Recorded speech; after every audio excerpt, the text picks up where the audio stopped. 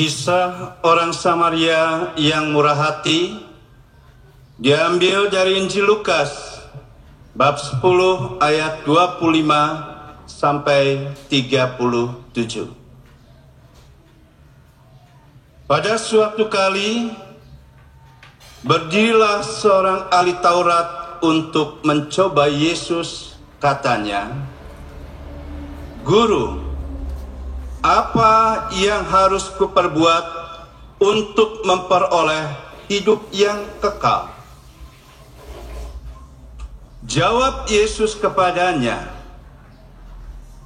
"Apa yang tertulis dalam hukum Taurat? Apa yang kau baca di sana?" Jawab orang itu, "Kasihilah Tuhan Allahmu dengan segenap hatimu, dan dengan segenap jiwamu, dan dengan segenap kekuatanmu, dan dengan segenap akal budimu, dan kasihilah sesamamu manusia seperti dirimu sendiri." Kata Yesus kepadanya, "Jawabmu itu benar.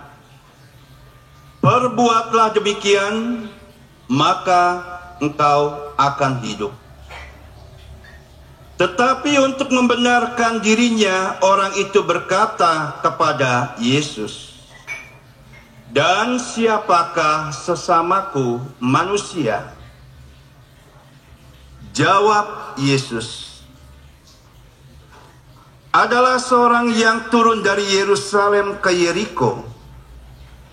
Ia jatuh ke tangan penyamun-penyamun yang bukan saja merampoknya habis-habisan, tetapi yang juga memukulnya, dan yang sesudah itu pergi meninggalkannya setengah mati. Kebetulan ada seorang imam turun melalui jalan itu. Ia melihat orang itu, tetapi ia melewatinya dari seberang jalan. Demikian juga seorang Lewi datang ke tempat itu. Ketika ia melihat orang itu, ia melewatinya dari seberang jalan. Lalu datang seorang Samaria yang sedang dalam perjalanan ke tempat itu. Dan ketika ia melihat orang itu, tergeraklah hatinya oleh belas kasihan. Ia pergi kepadanya, lalu membalut luka-lukanya. Sesudah ia menyiraminya dengan minyak dan anggur.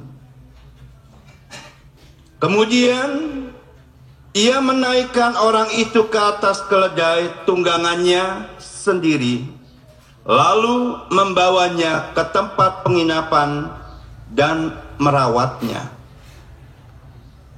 Keesokan harinya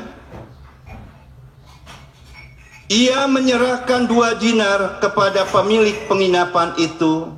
Katanya, "Rawatlah dia, dan jika kau belanjakan lebih dari ini, aku akan menggantinya waktu aku kembali."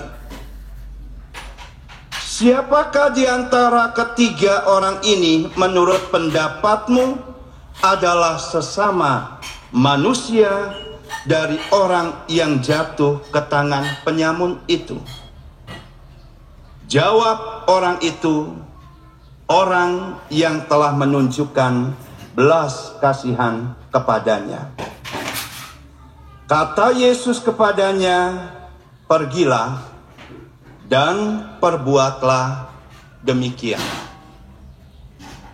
Demikianlah sabda Tuhan. Haleluya, haleluya, haleluya. Shalom alaikum, salam aki. Aku kabarkan Injil keselamatan. Bapak Ibu kasih Tuhan, ketemu lagi dengan saya Evangelis Avraham Effendi Usman. Bagaimana kabar Bapak Ibu semua? Tentu luar biasa. Yes, yes. Wow, kita itu sangat istimewa. Kenapa kita istimewa? Karena kita sudah diselamatkan oleh Tuhan dari dosa-dosa kita, sehingga kita tidak akan lagi mencicipi api neraka. Kita tidak akan lagi mendatangi neraka. Kita tidak akan lagi masuk neraka, Bapak Ibu. Makanya orang yang percaya kepada Yesus Kristus, orang itu harus tinggal di dalam Kristus. Orang itu harus benar-benar tinggal di dalam firman, ya. Benar-benar tinggal di dalam firman, benar-benar melekat dengan firman, benar-benar bergantung sepenuhnya dengan firman, agar hidup kita dipimpin oleh Roh Tuhan, dipimpin oleh firman Tuhan, dipimpin oleh kuasa Tuhan, Bapak Ibu. Kalau tidak, kita hidup dipimpin oleh kedagingan kita.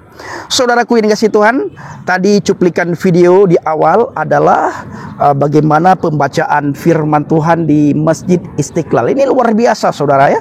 Luar biasa ini pembacaan firman Tuhan di Masjid Istiqlal, Injil Markus. Bapak Ibu, firman Tuhan katakan, iman timbul dari pendengaran, pendengaran akan firman Tuhan. Ya, iman timbul dari pendengaran, pendengaran akan firman Tuhan.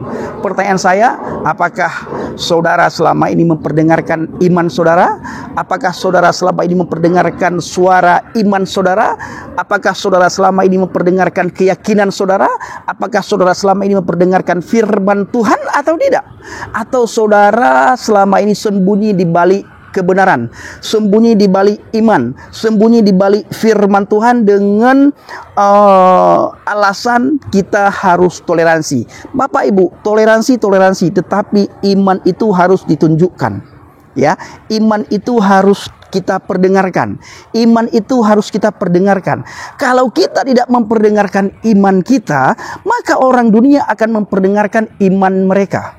Ya, kita tidak memperdengarkan iman kita, dan orang dunia hari-hari ini memperdengarkan imannya, Bapak Ibu. Makanya kalau kita punya anak, kita punya adik, kita punya kerabat yang masih kecil sekalipun, ya, kita melihat mereka bisa menghafal suara iman orang lain. Kenapa? Karena diperdengar, Bapak Ibu, ya. Karena didengar, sering didengar. Telinga ini sering mendengar iman agama lain. Sehingga kita punya anak kita bisa meniru, bisa menghafal suara iman agama lain. Tetapi saudara, bila kita sering memperdengarkan iman kita, baik kepada anak kita maupun kepada masyarakat, ya, apalagi inilah zaman internet, zaman dimana serba media sosial, itu kita punya kesempatan yang besar untuk memperdengarkan iman kita. Jangan malu-malu memperdengarkan iman, Bapak Ibu. Jangan, ya. Saya kemanapun pergi, dimanapun berada, Bapak Ibu, saya selalu menceritakan tentang Yesus. Siapa Yesus Kristus itu? Ini perlu sekali kita perdengarkan, Bapak Ibu. Bagaimana ajaran Yesus? Kasihilah musuhmu, doakan mereka yang menganiaya kamu. Bapak Ibu, ini tidak ada ajaran di luar Yesus seperti itu. Ya, ini adalah ajaran, ini adalah satu perkataan, satu firman yang sangat sulit dilakukan oleh kita orang Kristen. Termasuk saya sangat sulit melakukan apa yang dikatakan oleh firman Tuhan, kasihilah musuhmu, doakan mereka yang menganiaya kamu. Tetapi saudara, bila kita berada di dalam Tuhan, kita berada di dalam firman, kita kenal siapa yang berfirman, maka tidak ada yang sulit bagi kita. Ya, kita tidak sulit untuk melakukan. Tetapi bila kita hidup dengan menurut kedagingan kita, bukan hidup dipimpin oleh Roh Tuhan, bukan hidup dipimpin oleh firman Tuhan, itu sulit kita lakukan. Karena tidak ada Roh Kudus dalam hati kita mengajarkan kita ini salah, itu salah, itu salah. Enggak. Tapi kalau kita berada dalam Tuhan, berada dalam firman Tuhan, Roh Kudus selalu mengingatkan kita, itu salah. Di saat kita ingin membalas, Roh Kudus mengingatkan kita, kasihilah musuhmu. Jadi tidak sulit, Bapak Ibu, bila kita benar-benar berada dalam firman Tuhan. Dan ini saudara, saya tidak mendapatkan ajaran seperti ini di agama manapun. Di kitab-kitab manapun saya tidak pernah menemukan ada ajaran seperti ini. Bahkan ada orang-orang tertentu yang bukan orang Kristen, ya, jangankan mendoakan musuh, mengasihi musuh, yang tidak seagama, seiman, seakidah pun memberikan salam itu sangat sulit. Padahal salam itu doa, Bapak Ibu. Ya, salam itu doa. Tapi karena bukan seagama, tidak satu akidah, tidak satu keyakinan, maka orang itu tidak mau memberikan salam. Orang itu tidak mau memberikan doa. Bayangkan, doa di mana kita meminta kepada Tuhan supaya Tuhan memberikan damai sejahtera kepada orang itu. Tapi karena kita menganggap orang itu tidak seagama dengan kita, kita melihat orang itu tidak seakidah dengan kita, kita melihat orang itu tidak seiman dengan kita tidak mau mendoakan orang tersebut. Bagaimana orang tersebut bisa mengasihi musuh? Ya, bagaimana orang tersebut bisa mengasihi musuh? Mendoakan orang yang tidak seagama, sekeyakinan, seiman, seakidah saja tidak mau. Inilah firman Tuhan yang luar biasa. Saya bangga sekali menjadi pengikut Kristus, Bapak Ibu. Bangga sekali. Maka kemanapun saya pergi, dimanapun saya berada, saya selalu menceritakan man huwa Yesua, siapa itu Yesus. Saya selalu menceritakan kesaksian saya kepada dunia. Saya selalu menceritakan kesaksian saya kepada orang-orang yang ada di sekitar saya. Saya sering katakan, Bapak Ibu, termasuk kepada teman sahabat saya. Saya kemarin ke Aceh, saudara, di mana saya bertemu dengan kawan saya masa kecil, ya. Lalu dia bertanya kepada saya tentang Yesus Kristus. Dan sebelum saya menjawab siapa itu Yesus, saya mengatakan, kalau kamu bertanya, maka kamu harus siap mendengar dari apa yang kamu tanyakan. Kalau kamu siap mendengar, kamu tidak marah nantinya, kamu tidak tersinggung, maka saya akan menceritakan. Lalu kawan saya mangguk, lalu saya menjawab. Kamu tahu bagaimana baiknya saya, kamu tahu bagaimana jahatnya saya, karena kita kawan masa kecil. Kamu tahu bagaimana solehnya saya, kamu tahu bagaimana jahatnya saya. Pahala yang saya lakukan, amal yang saya lakukan, kamu juga tahu. Dosa yang saya lakukan, kamu juga tahu. Pelanggaran-pelanggaran yang saya lakukan, kamu sangat tahu, karena kita teman masa kecil. Tetapi setelah saya mengenal dia, firman yang nuzul menjadi manusia. Hidup saya diubahkan, pikiran saya diubahkan, hati saya diubahkan, dan saya dibawa oleh firman yang nuzul menjadi manusia itu ke jalan yang lebih baik. Satu-satunya pribadi yang mengatakan akulah jalan dan kebenaran dan hidup itu hanya Yesus. Tidak ada yang lain yang berani berkata seperti itu. Kalian mengatakan dia nabi, dia rasul, dia utusan. Kalian mengatakan semua nabi, semua rasul itu jalan. Tapi saya belum pernah menemukan ada nabi, ada rasul yang mengatakan akulah jalan. Hanya Yesus yang mengatakan akulah jalan. Saya belum pernah menemukan ada nabi, ada rasul yang mengatakan akulah kebenaran. Hanya Yesus satu-satunya pribadi yang mengatakan akulah kebenaran. Saya belum menemukan ada utusan yang mengatakan akulah kehidupan. Hanya Yesus satu-satunya pribadi yang mengatakan akulah kehidupan. Oleh karena itu, dia juga mengatakan, aku pergi ke surga menyediakan tempat bagimu. Siapa yang bisa menyediakan tempat bagi kita di surga selain Tuhan? Ya, siapa yang bisa mengatakan kepada kita semuanya akulah jalan? Siapa yang bisa mengatakan kepada kita semuanya akulah kebenaran? Siapa yang bisa mengatakan kepada kita semuanya akulah kehidupan? Ingat teman-temanku, ya, kamu tolak atau kamu terima, suka atau tidak suka, dia Tuhan dan juru selamat. Bagi dunia, bukan bagi orang Kristen, bagi dunia. Siapapun orang yang tinggal di dunia ini, yang mau datang kepadanya, yang mau beriman kepadanya, maka orang tersebut selamat. Siapapun orang itu, agama apapun dia, kepercayaan apapun dia, iman apapun dia, kalau orang itu percaya, beriman kepada Yesus Kristus sebagai Tuhan dan juru selamat, maka orang itu selamat. Lalu kawan saya manggu, tidak banyak bicara. Akhirnya dia berkata, ya sudahlah Pendi, lakum dinukum waliyadin saja, agamamu bagimu, agamaku bagiku. Nah, saudaraku ini kasih Tuhan, hari Senin nanti saya berangkat ke Sumatera, ke Lampung, Bandar Lampung, Palembang. Setelah itu saya ke Padang, saudara. Nah, Bapak Ibu doakan agar saya juga nantinya punya kesempatan untuk berangkat ke Aceh bersama dengan kawan saya berangkat. Nah, saudaraku dikasih Tuhan, mari kita perdengarkan iman kita kepada dunia ini.